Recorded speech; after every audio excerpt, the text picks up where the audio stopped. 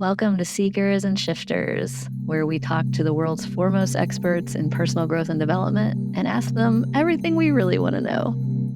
On today's episode of Seekers and Shifters, we have my longtime mentor, Marc Von Musser. I'm so excited for you to hear this conversation. Marc taught me almost everything I know about sales, and I am amazing at it now, thanks to him. Just a real old school, awesome NLP guy that leads with integrity, guy that's an amazing coach, an amazing just like vibe raiser. You're going to feel better just having listened to this episode. So please enjoy my conversation with Marc Von Musser. Hey there, Seekers and Shifters. It's your host, Michelle, and I am absolutely geeked today to have my very good friend, Marc Von Musser, on the show. Marc, I'm going to toot your horn a little bit, if that's okay. Marc was one of my very first mindset coaches, taught me almost everything I know about sales. And for a while, I just had him in my ear, like a lot, like in the bathtub. I mean, not to be weird, but like you were in my ear a lot when I was very first getting into the online coaching game. Definitely one of the people who helped me go from like 10K a month to 100K a month in a very short amount of time.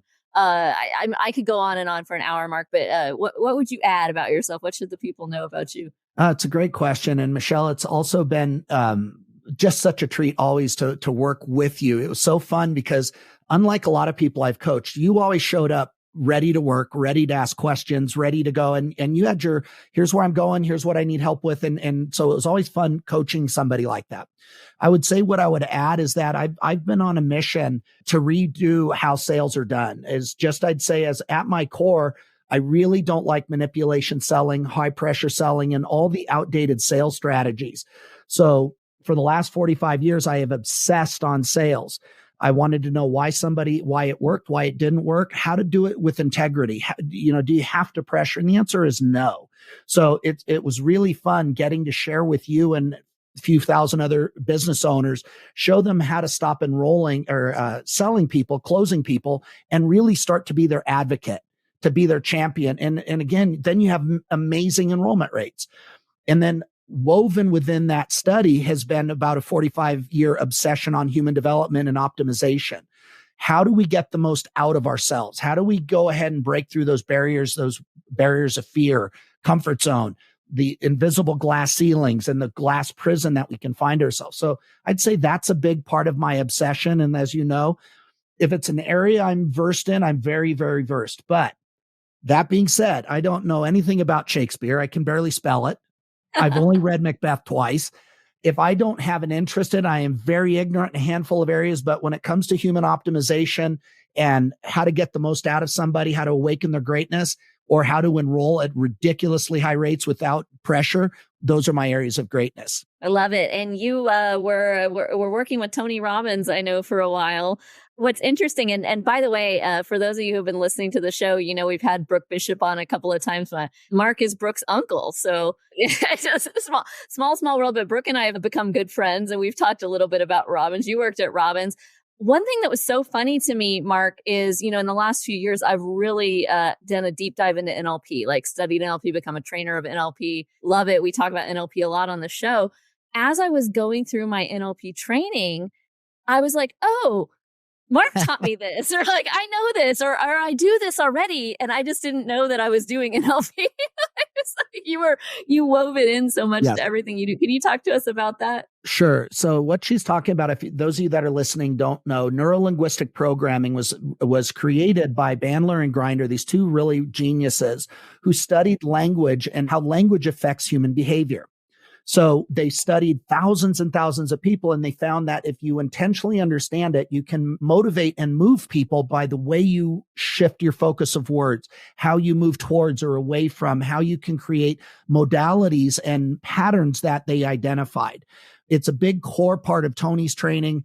That's actually when I started back in the 80s. Yes, I'm that old. A buddy of mine who I really respected, there's this one guy who's a 27-year-old self-made multimillionaire in the 80s.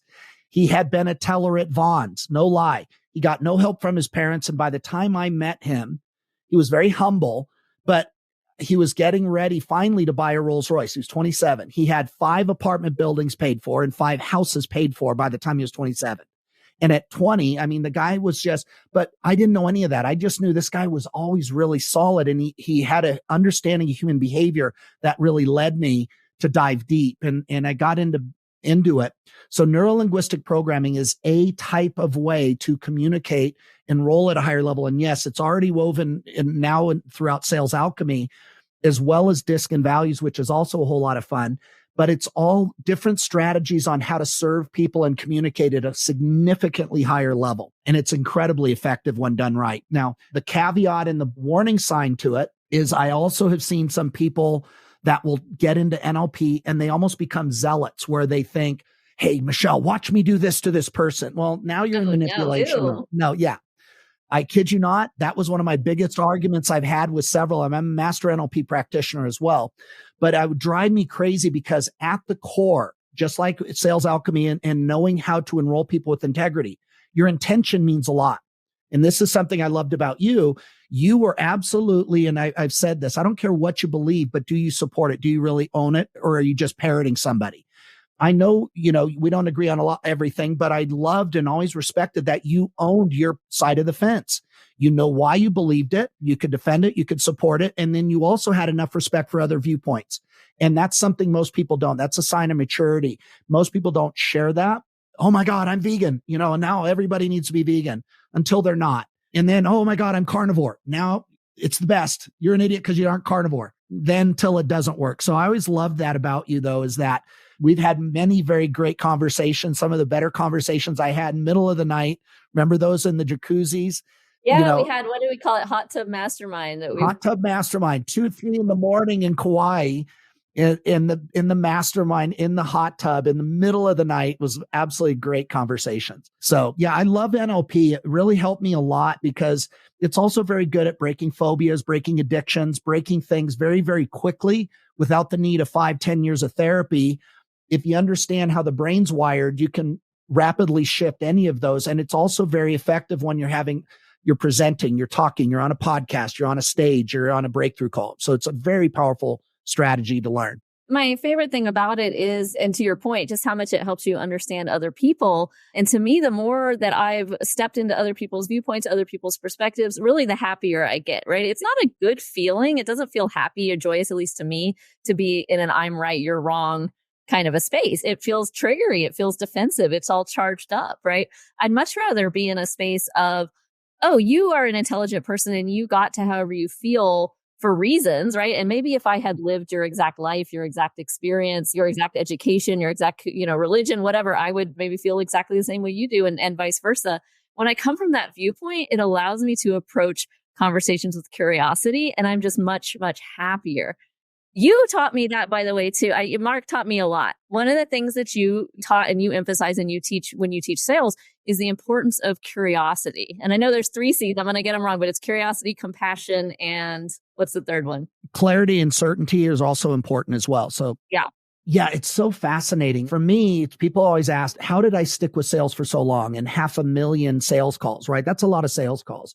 It cracks me up. I see people doing sales for 6 months. They had one good month and now they're a sales guru, right? Well, been doing it for 40 some years. And part of it for me was understanding what motivates humanity, that curiosity you're talking about, but really curiosity from a place of service.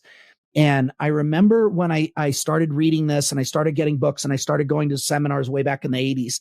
And I remember looking, I go, I wonder if it works, right? Because I wouldn't just do it. I'd go read it, go test it. And I remember, for example, there's what are called modalities, the way people see the world. And there are 3 main modalities. There's visual, like I am. There's auditory in the middle, and there's feeling, which is more kinesthetic.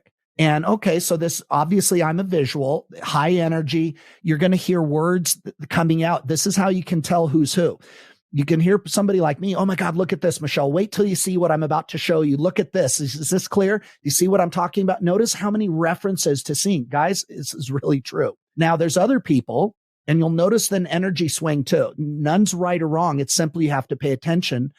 Well, Michelle, I don't know if I really feel the same about that process. I think it needs more inquisition. I think we need to dive a little deeper and get a better handle on it. And something's not agreeing with me, and I'm like, oh my God. And I used to get crazy when I'd talk to people like that because I didn't understand them. I thought, oh my God, are they challenged? Are they drugged? Are they, or are they not Are you motivated? And Southern? Are you? yeah. And they used to think I was on speed. They'd think, oh my God, is this guy on crack? What? And if it's not one of those two extremes, it's almost always in the middle, which is wait until you hear what I'm about to tell you. If this doesn't ring true, I don't know what will, because you're going to hear something that you've never heard before, and it's going to resonate in a way that the truth will be abundantly clear for you. So it's like, in the references. So I started testing this. I was training this one lady who was coaching her, and she was a visual like me. Her husband was a kinesthetic. He loved to fish like most kinesthetics because it's quiet, and they were fighting like cats and dogs. She wanted him, and he's like going, oh my God, oh my God, you're driving me crazy. Would you slow down? And she's like, would you wake up and let's go do something, right? So they're at odds, right? It was not looking good. So they decide to go fishing. Now, fishing was something she dreaded because it was way too slow, but she started paying attention to what I was telling her about on this. So they go fishing, and it's time to leave. And normally this was a huge fight. It was a guaranteed fight because you don't appreciate me. You don't want to get to know me. You don't, and it was a trigger for him. So she knew he was kinesthetic, and she goes, honey, this has been absolutely perfect. This has been amazing. It feels like it's time to end on a high note. Let's call it a night. And he looks at her and he goes, it has been perfect, hasn't it? You're right. Let's go home. And I was like, and she called me as, oh my God. But guys, there's a whole nother level of communication. And as I learned this, I used it with my daughters. I used it in relationships. I just hope people will use it as a way to connect better rather than just manipulate. Because sometimes I see people will use it, and that's true for anything. You can use electricity to warn people or kill people. So it's the same thing with NLP. It's a very powerful skill, but again, check in with your intention. Well, one of the things I've always appreciated about you is that you always led with integrity. And that's the core. It's like you teach that first before you teach any of the rest of this stuff. The integrity, the curiosity, the compassion, because it really is about helping people. I remember you saying, love them all and let God sort them out. When you're on sales call after sales call, they're not all going to go your way, and now I've been in a position, obviously done thousands, not as many as you have, but thousands of sales calls, coached my team on doing sales calls, teaching my clients to do sales calls. And when people get in their head about this sales call has to close, that's when you totally fuck it up, right? That you're not going to close that sales call. Everybody hates that. As Mark would say, the sales light goes on. They know they're being sold to. It doesn't feel good for you. You're trying to get an outcome versus, hey, how can I show up and serve this person today? I'm curious what's going on with them. I'm curious if they're even somebody that I would want to work with, and getting on the same side of the table, getting on the same team and saying, hey, now I can get excited when there's a fit, right? It might be halfway through the call before I even determine whether that's a good idea. And then I could get excited and say, okay, great, this is a fit now. And only now will I say, hey, you know what's going to get you where you want to go. And then it's coming from this intention of, I'm invested. I'm emotionally attached to you. I'm excited to help you. I'm connected with you. I've gotten into rapport with you, and let's go together. And that's going to do so much better for you. And it's going to feel better for everybody. You're so right. And it's a bit arrogant and it's a bit narcissistic and selfish to think, oh, I'm the best fit for everybody, right? So this is the difference about me trying to close everybody for my own ego, for my own sales stats, for my own look how good I am, versus being an advocate and being a champion for the people I'm meant to serve. And the way that I found this was I started to notice a disturbing trend with a lot of the sales trainers that I knew. A lot of the top-end salespeople and top-end sales trainers were drug addicts and alcoholics. And that really drove me to figure out what was missing. And what I found was exactly what you're alluding to. I'm just going to shine a light on it, was the lack of integrity. They knew they were lying. They knew that they were getting pressure, and they did a whole movie about it on The Wolf on Wall Street. That drug addiction and all the darkness that came to him was not an accident. Everybody's core, we know when we're doing wrong and we know when we're doing right. And when you're lying for a living, and that's not sales, by the way, it unfortunately gets linked.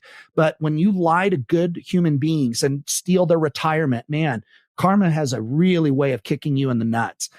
And so all of a sudden, it's like I noticed that the people that were lying the most, that had these manipulation sales techniques, they were almost always the same ones with the drug addictions and the alcoholism. And then I started to notice, wow, why was I having a different experience? Because I would get woken up. I'd get excited because, to your point, when you do it the right way, they not only say thank you, they want to work with you. And people don't realize, but the coaching relationship starts on the breakthrough call.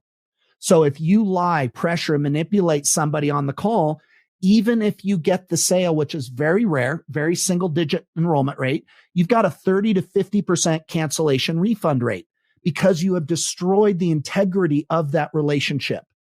And so when you do it the right way, they show up ready. They show up excited to work to you because they know you have their back and they can count on you. So it's a subtle distinction. You're ironically one of the only people that ever caught it. And that's also, I believe, a big reason why you're so successful at what you do as well, because you've always shown up that way. And if there was anything I'd say on it is I just want people to realize you don't have to lie. You don't have to pressure to sell. If you're doing it that way, you're doing it wrong. I'm just flat out going to say it. And yes, those guys maybe got a jet. Maybe they were able to steal a lot of money. But the reality is the entire pendulum is shifting for humanity. Buyers are waking up. They are more jaded, guarded, and scared right now than ever. And those old school lying techniques, pressure techniques are triggering their buyer defenses.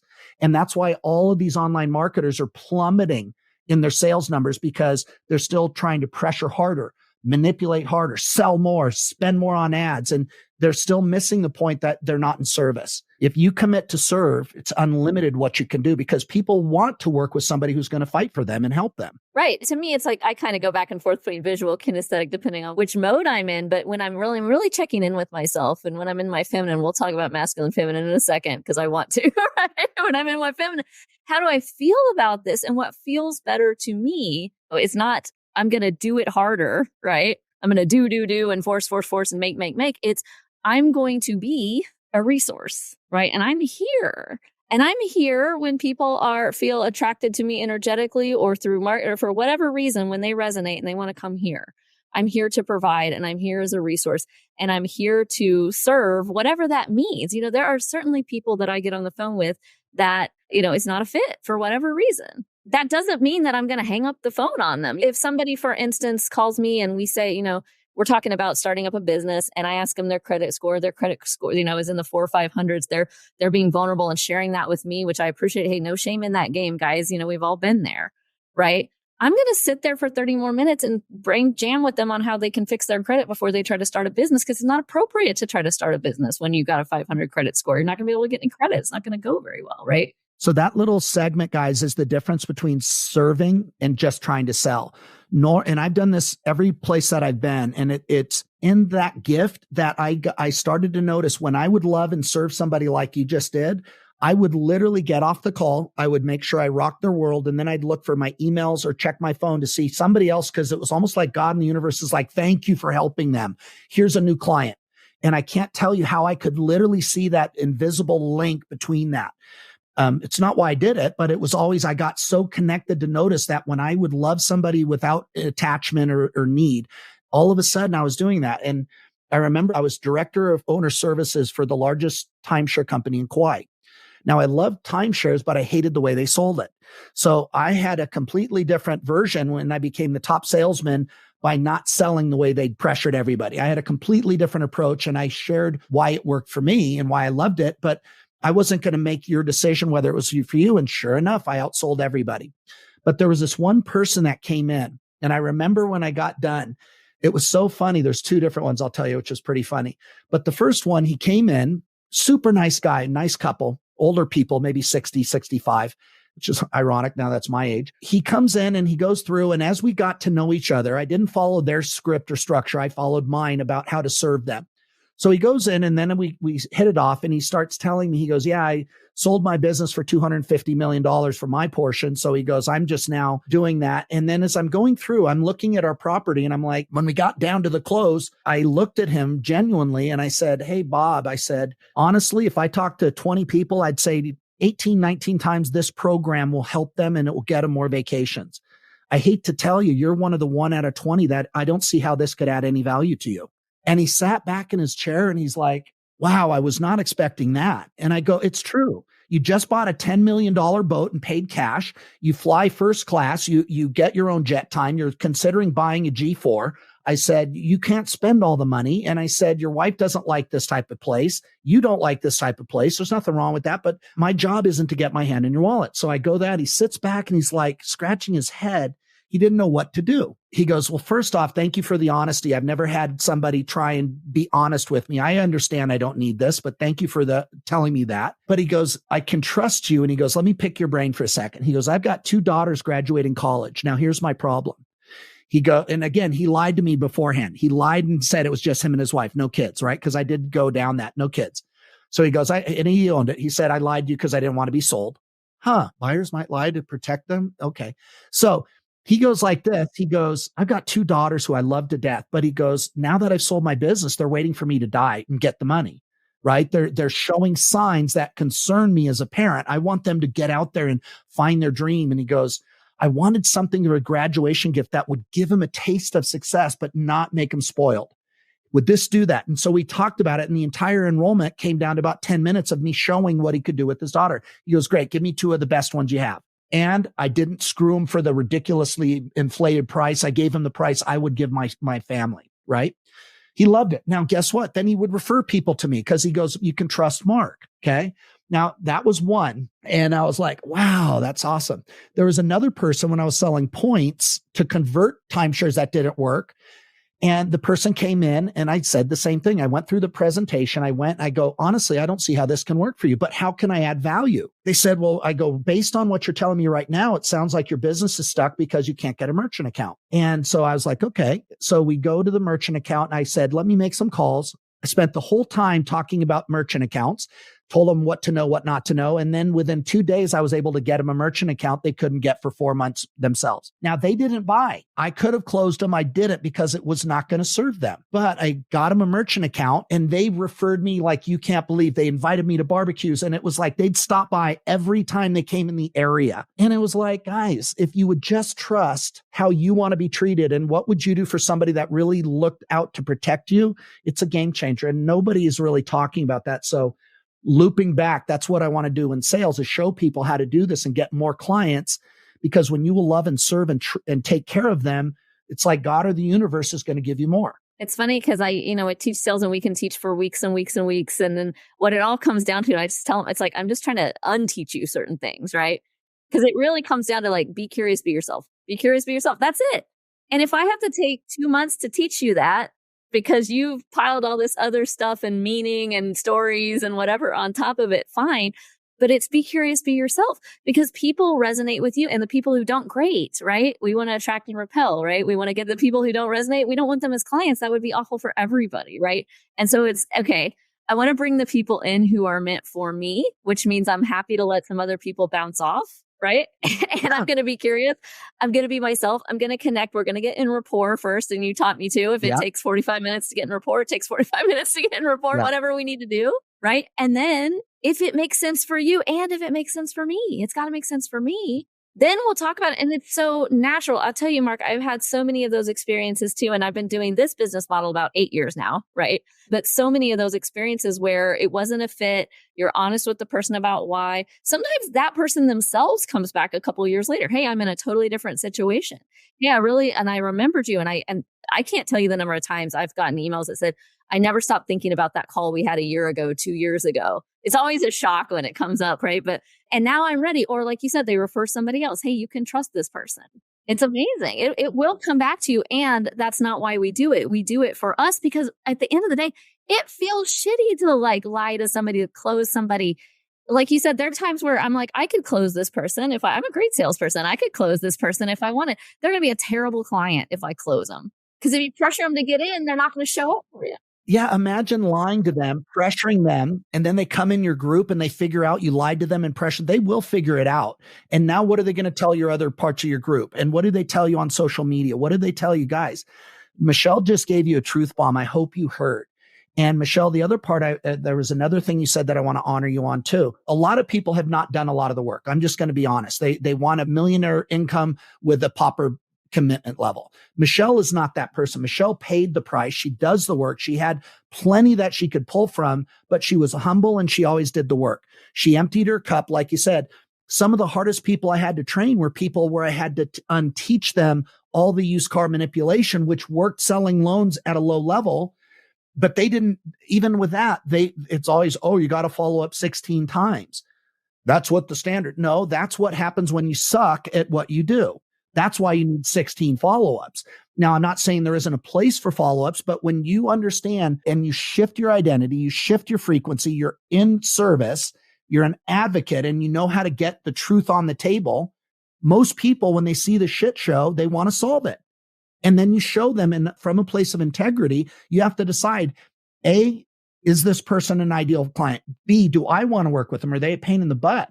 If they're not going to be coachable, they're not going to be nice to other people. Sorry, I've only got so many slots on the bus that are going to get my time. And this was, for me, was a big one. When I finally figured this out, I actually stopped teaching sales, because when I taught realtors, as an example, I taught realtors how to get 30 listings in 30 days, like clockwork, right? That's really good money. But what I noticed was they were getting listings left and right. But then I go, okay, let me see your MLS write-up. Let me see how you stage the property. Let me see how you brought emotional sales into this. And they're like, oh, I don't do any of that because, yeah, I know it'll make more money, but it's a lot quicker for me not to do it. And da, da, da, da, da, da, da.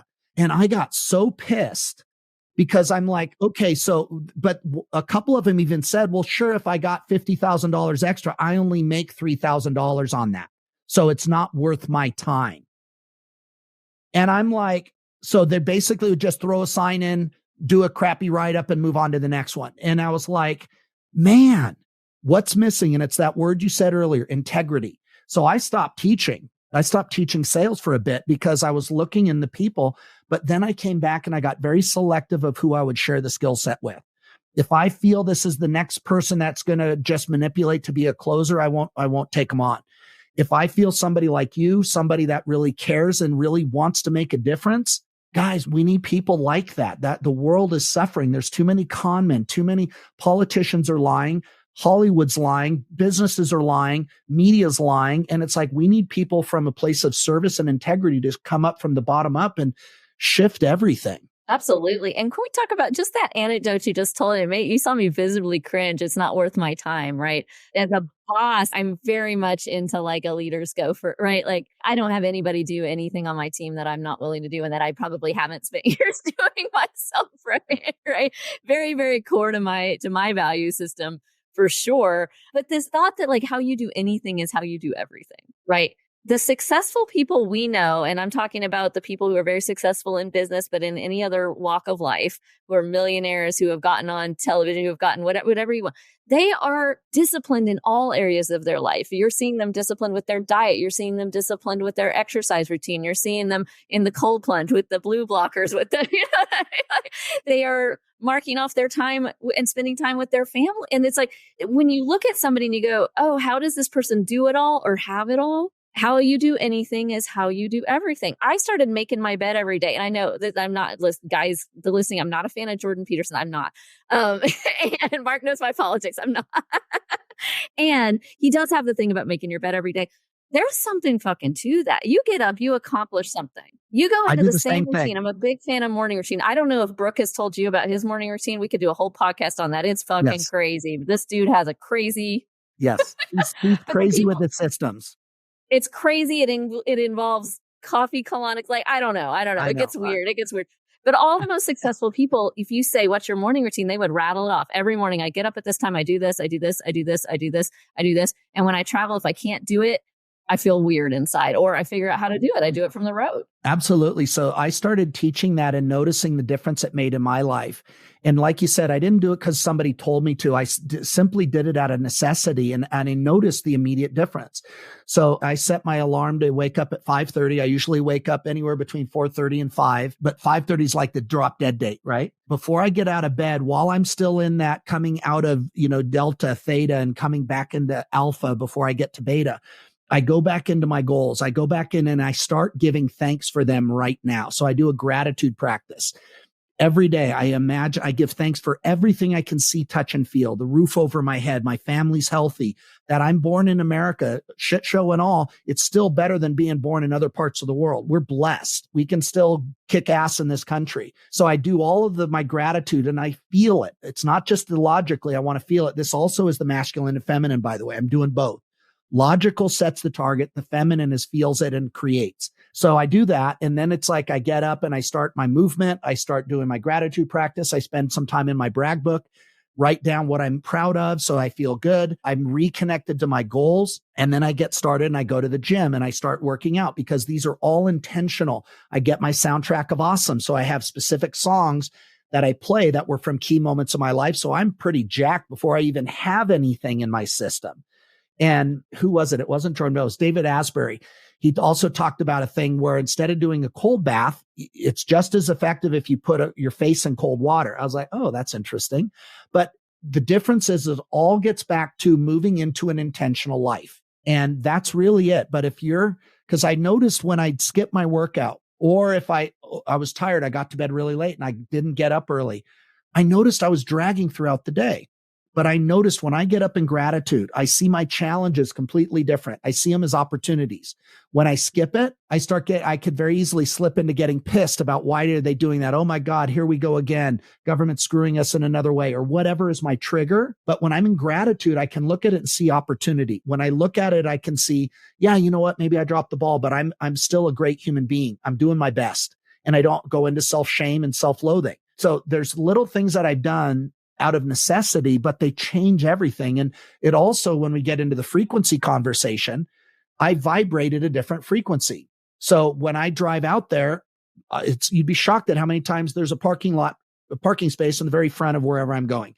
If I'm going to the gym and it's crowded, the equipment I want to use is open, right? And this is every aspect of my life starts to move here. And then I get challenges. And then I'm like, okay, I even give thanks for those. Like God in the universe needs me to work on this area of my business or my life. And okay, here we go. I got to get better at my whatever. So it's good, but I highly recommend, agree with you on the bed making. There's a Navy SEAL that started that conversation. There's an Admiral Navy SEAL that does an entire TED talk on the power of making your bed. And I thought, how stupid, until I heard it. And he's right. He really was right. I make my bed every day. And you're right. You kind of feel like, oh, I'm already 1-0 mark, so it's pretty funny. And then you stack those other ones, man, you'll be jacked. It's good stuff. It's amazing. And I'm at the point where, so I wake up at 6. I'm not quite as hardcore as Marc Von Musser, but I wake up at 6.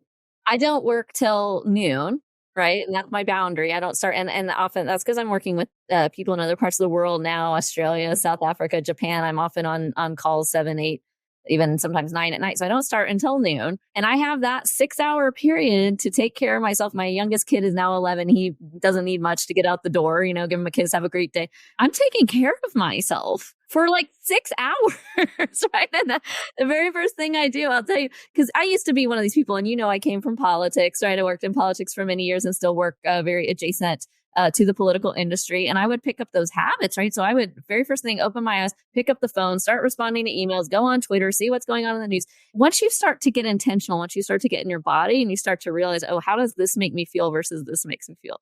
Twitter does not make me feel amazing, especially first thing in the morning when I'm still in theta brainwaves and I'm really susceptible to whatever. And I'm putting everybody's opinion in my brain. So I made a rule for myself now. If I pick up my phone, which I still do, I still have it. I got to do the Wordle before I can do anything else. I do the Wordle. I love Wordle too. I still do the Wordle. Wordle and Quirtle. I do the Wordle. I do all the New York Times games. I got to feed my brain first. I got to practice. I got to stay sharp. Then I can check email. Then I can check the news. But really, I got to get up and I got to get out of bed. Because if I sit there, I'll sit there for 2 hours. You're absolutely correct. And that, again, is where we slip away from intentionality and reactivity instead. And now we're responding to the other world instead of us choosing what we want, where we want to go. I've coached so many different people, and it's so funny. I could tell if they watched the news or not, because their frequency was shot. Didn't matter left or right. It wasn't Republican or Democrat. They're both going to be pissed off by the time they're done watching it, right?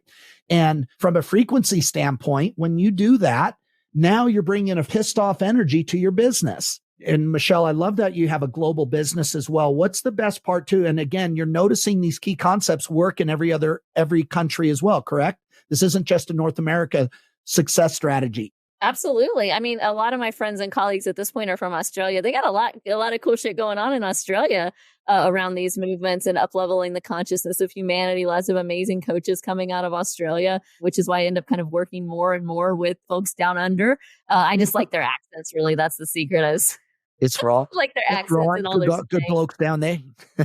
They got a lot. No, but these are universal principles, right? And what we need, and it's, I've started to have some really interesting conversations about this, right? Because what's coming for us here, especially, I mean, we know things are getting stressful now. I think things are going to get more stressful. My prediction generally, right? What's coming for us? We're going to have to start teaming together. There's this idea still of national borders that everyone wants to kind of go with how it is. But the reality is, with the way we're connected right now, everybody's connected everywhere. I mean, governments try to control it. Certain governments will try to shut off access, et cetera, but they're losing. They lose that. As people get more and more connected, things are getting more and more global. That has, fascinating implications on either direction, right? But I think this movement that we're seeing towards spirituality, towards ascension, is really promising, right? We're starting to see connection of people all over the world and saying, hey, here's what works for me. How do we get back in touch with the ancient traditions of where I'm from or where I'm from? You spent a lot of time on Kauai. I study a lot of the Hawaiian philosophy, but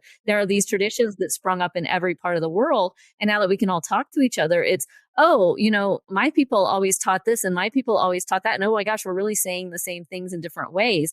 And in the modern era, we got away from a lot of that ancient wisdom, ancient philosophy, ostensibly to better humanity. But then it's like, what happens, right? We're feeling disconnected. We're feeling sad. We're feeling stressed out.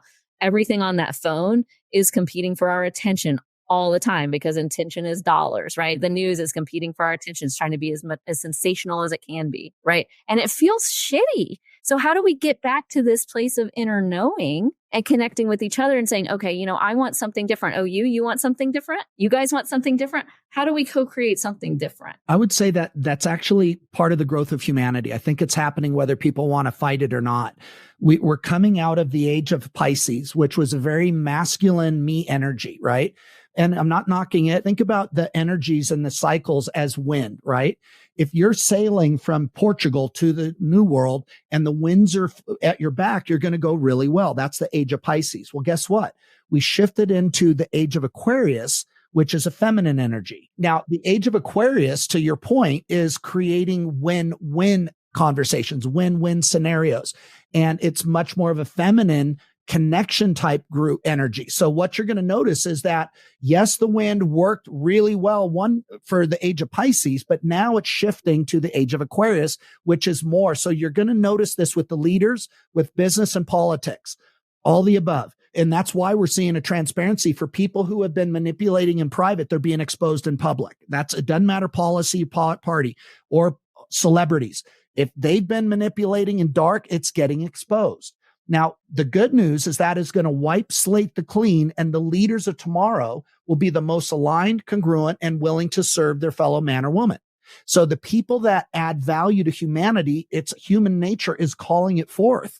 So didn't have the wind before. When we talk about this 10, 15 years ago, it sounded great, but the reality is I could go look at a Bernie Madoff, watch him screw people, and he became a billionaire. I could watch Jordan Belfort lie through his teeth and become, $250 million.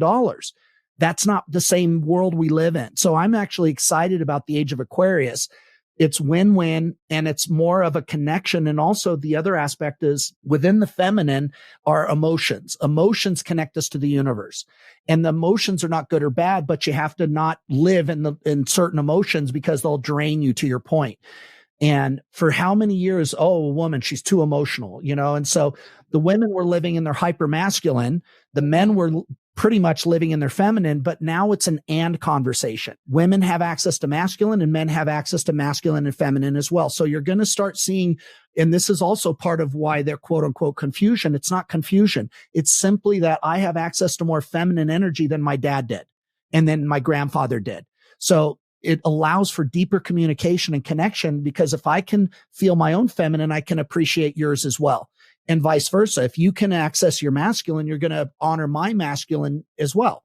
So it's actually a really good thing. It's about where we're moving towards, but it's going to expose a lot of people. To your point, it is going to be bumpy as we transition. Yeah. I mean, we're seeing it now, obviously, as we record, P. Diddy in the news getting exposed for lots of horrible things. And I think a lot of people are going to be exposed for being involved with him. It's obviously horrible to read about. But the fact that went on in private for decades, that's the real horror. And technology is now increasing transparency. I mean, you've seen even the last few decades, right? People used to be able to just cheat on their spouses and get away with it and do all kinds, like you couldn't cheat if you wanted to now. Like everyone's got a GPS tracker on everyone knows where you are. I mean, maybe people can, I don't know. I haven't been trying to figure it out. I think the world we live in just makes it so that, for better or worse, everything's transparent. So it's like, you better be right with yourself and your God, because whatever's going on with you, everyone else is going to be able to see that, know that, right? Absolutely. And it's one of those things where I remember listening to people when I would be talking about sales, about a more ethical way, a more effective way to do it. And they're going, yeah, but he's got a jet, he's got this. And they would think that, yeah, but I'm just going to get my sales and then get rich and then I'll start doing it from integrity. And I was like, no, that's going to get harder and harder. And I'm seeing it with online marketers. The people that are truly not in service, they're getting exposed and they're losing their pants. What worked earlier, I mean, I knew guys that would spend $1 on ads and make $20 back like clockwork. And then I watched it go to 15 to 1, then 11 to 1, then 7 to 1, then 3 to 1, then 1 to 1, then $1 to make 50 cents. Now it's like down to make 20 cents. And they're still lying and telling people, oh, it's the best thing. And look at how big my lifestyle is. I remember when I was in the middle of that, there were people from the launch days lying, saying they were now gurus in here, and they got exposed as well. So the best policy is to really know what you know, honor it, and then go serve people you're meant to serve. Do the best job you can and really get results. And don't puff it up. Just speak your truth and know your truth. And that's what a lot of people are not doing. They're parroting shit they don't know, or they're just flat out lying. Both of those are going to end up poorly for the person. Well, whatever's going on with you is going to be magnified with success. That's the thing. And it's like, it's not that you can't get successful the quote unquote wrong way, but if you build a business on your baggage, and that's really what I think it is, Mark, like, I could say, well, this is a bad person, but it's like, I don't believe that way. I think this is somebody who's got, some kind of a trauma response that's expressing here, and it's creating this behavior, right? But if you build a business on baggage, and I've seen this over and over and over, you can make millions of dollars. You're not going to be happy. You can be on that jet. You're not going to be happy on that jet. I'm happy sitting in my backyard in Alexandria, Virginia, happier than a lot of people sitting on a jet. Yep. Why? Because you've done a lot of the work. You've done a lot of the internal work. The trauma response you talked about is very huge, but also there's the key word, is the theme, is integrity. And the other part too is, yes, people have made and they'll continue to make money. It's kind of like if today's the winter solstice, right? It doesn't mean that the snow starts today. It means we're transitioning. So it might be a week, a month, 2 months before we get our first snowfall, just like it might come a month early. And that's the same thing with the age of Pisces and the age of Aquarius. It's not like a black and white date. So we're still going to get some remnants of the age of the masculine drive, go get them, and I'm going to power through. And there's also the feminine, which is, hey, why don't we create something where everybody can win? And as we move away from that turning point, you're going to see more and more people making money by serving people and creating win-wins, and less people with the manipulation and the pressure. But to your point, and I've seen this to be true, if somebody is miserable, it doesn't matter how much money they have. They'll be miserable with $1 million and miserable with 10 million. And it's amazing to me. There was a guy in Spain. He was worth about $4 billion. He was the wealthiest person in Spain. And then his wealth dropped to about 2 billion. He committed suicide because he was only worth 2 billion. Oh, God. Are you kidding me? And I see other people. I remember when I was in Mexico, San Felipe, and this little 12-year-old boy came up. I was about 18 at the time, and he was cool as shit. He's like, didn't have 2 nickels to rub together. He's like, oh my God, I'm so grateful you're in my country. How do you like it? And he's so excited. He goes, you got to come meet my parents. I want you to have dinner with us. And it's like, I was so humbled and honored, but I watched this little family that didn't have a whole hell of a lot of anything treating us to tortillas, homemade Mexican food. And they were such good people. And I watch more love and joy in that family than I've seen in other places where they're very wealthy, but they're disconnected. And that's a truth as well. When we were in high school, we saw the rich kid that got the Porsche 911 on his 16th birthday. We assumed they had it all. Good looking kid, good looking parents, lived on the beach, didn't know that his dad was scamming people on supplements and basically a con man, and that he never spent time with his son, and he bullied him when he did see him. And I had no idea that these guys were getting a shitty life, because on the outside, it looked great. Right. And then meanwhile, I had alcoholic parents. I had a whole different world. Everybody assumed I had everything easy too. And that's the kind of thing too. I think everything's shifting and we're becoming a more transparent society, which I think is a good thing. With so much online communication, so much transparency, you just see, yeah, everybody's got their challenges. And it comes for you eventually. If somebody's not challenged in high school, in college, they're challenged in their 30s, they're challenged in their 50s, like life comes with life lessons for everybody eventually. And I see less of this like, oh, these people are up here and they don't understand what it's like to be us than we saw, 5 years ago. Because I do think there's been more conversation and more sharing, and especially the young people. I'm old enough now to say the young people, right? Isn't that weird? I know. I get it. I have an adult child now. It's crazy. I just know. put him down as my emergency contact for the first time. And it was like, what? So weird. I get it. Montana's a doctor now, so I get it. She is literally. It's amazing how vulnerable they're happy to be and how they share with each other and it's a beautiful thing. And I think sometimes I see the kids and I think, okay, we're going to be all right. I hope so. I see some of the videos where they ask them basic questions and I'm actually concerned. It's like, name 2 of the countries that border America. And they go, Africa, China.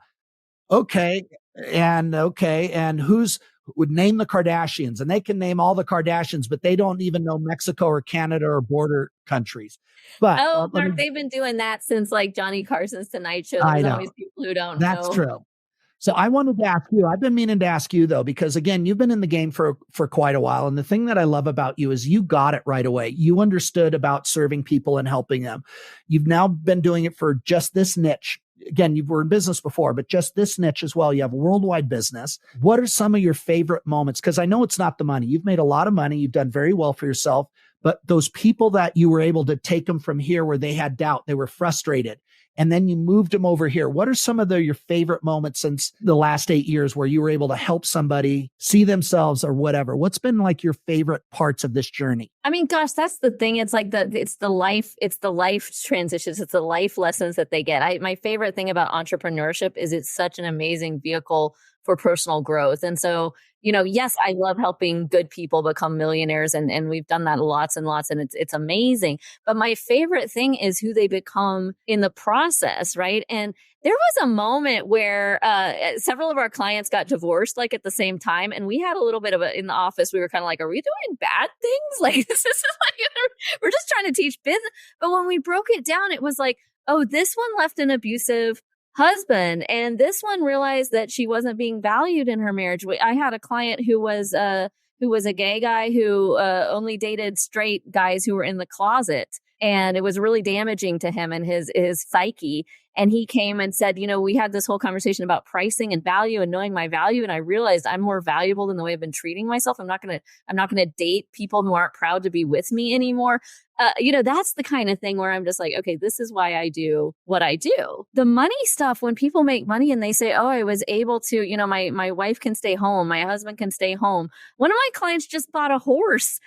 She got to her $1 million mark in like halfway through the year. She was going to do it this year. She got through halfway through the year. And as a reward, she went and bought a horse. And now she's on this horse all the time. She has a whole TikTok about the horse. Sometimes she comes to our group calls and she's like with the horse. And it's just amazing. It doesn't always have to be this profound life-changing thing. But for her, that was something she always wanted her whole life. She always wanted to have a horse. She's in Iowa. She's in the country. And she was able to get this horse for herself and her little kids. And it's stuff like that. It's the stuff that allows people to have more joy in their life, to get better connected with themselves, to spend more time with their family, to get healthier. That's what I'm concerned about. I want people out of the grind and into the flow. I totally agree. For me, it's helping people get freedom, impact, and income. You know what I mean? And it's like, what does freedom mean to you? What does impact mean for you? And what is the income? Because that's the big thing I've noticed having to coach billionaires, millionaires, homeless people, everything in between. If we really understood that it's a choice. Okay. Now, I'm not saying that if you're not minority, if you have an accent, if you didn't have a parent. So there's a whole slew of things that make it harder, but not impossible. For everything that we could look to, color, gender, you name it. There are people in that demographic that have overcome it, become hyper successful. And there are other people from entitled backgrounds that suck and end up on Skid Row. So we have to look beyond that, because it's like, I'm a firm believer, like if I decided to play basketball, I'm 5'7", it's going to be harder for me than LeBron James. He's 6'9". He's got a vertical jump, right? It just is. It doesn't mean I couldn't do it. It means if I really wanted it, I would have to work even harder. And that Spud Webb was a guy that proved that to me. He was a guy my height that made it to the NBA, won a slam dunk championship, and was a phenomenal point guard. But before that, I bought the lie that, oh, I'm too short, I couldn't do it. And then Muggsy Bogues, just to kick me in the nuts on this, he was 5'3", and he played like 15 years in the NBA. And the dude was a little speed demon. So the limitations are 99% of the time the ones that we accept. Oh, I'm man. I'm too this. I'm too that. Oh, people will discriminate. It's too hard. I can't do it. And that's all true, but it's also irrelevant.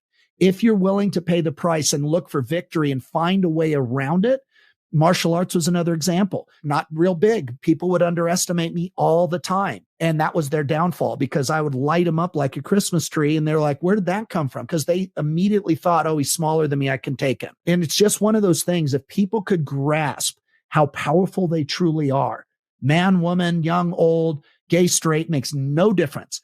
You have to harness it, and you mentioned this indirectly, owning your greatness, whatever that looks like, owning it, unapologetically be you, but know why you believe it and know your greatness.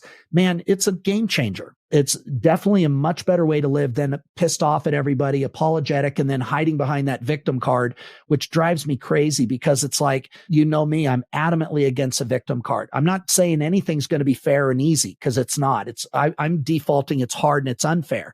But I've watched countless people rise above every challenge that you could come up with.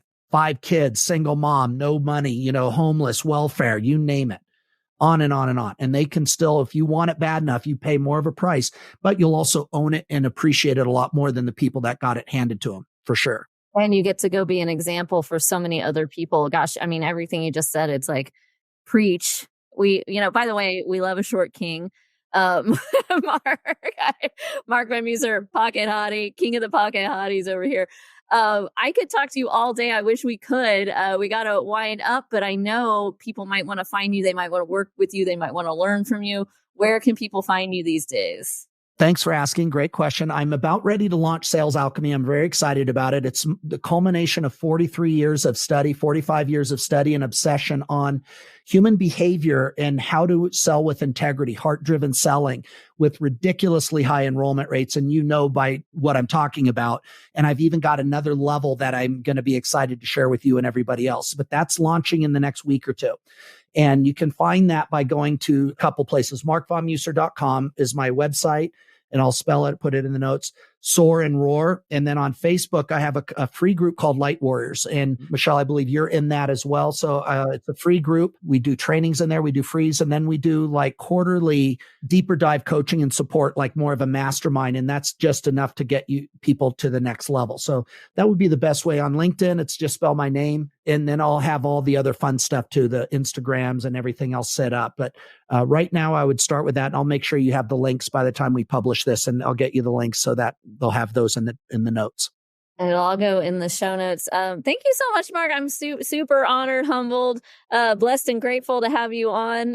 Really, really appreciate you. And we'll have to have you back one of these days. Likewise, it's been fun, and it was so great seeing you, and I just loved it. And it was so funny we were on the same page today, because I've been meaning to get with you, and always loved working with you and chatting and connecting. And again, you rock. Thank you. Love those signs and synchronicities. Everybody keep on keeping on, and we will see you next time.